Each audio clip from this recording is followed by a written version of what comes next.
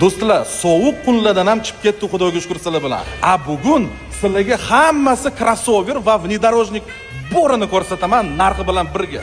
Hyundai Palisade 2020-yil 308 motorligi narxi 35500. Range Rover Sport 2011-yil zavodskoy restyling 5 litrli motor narxi 19200. Elektromobil Weltmeister EX5 2020-yil $16000.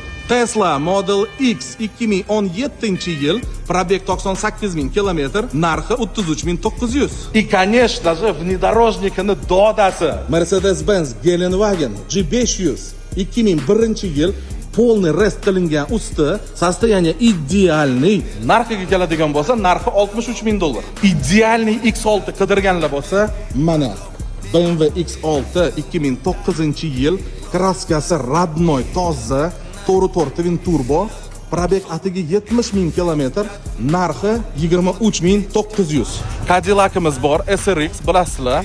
Uni narxi $13000. 2009-yil, motori to'g'ri 6. Izyuminka нашего avtosaloni Hammer H1 1999-yil, bilasizlar, bu военный spetstexnika bo'lgan.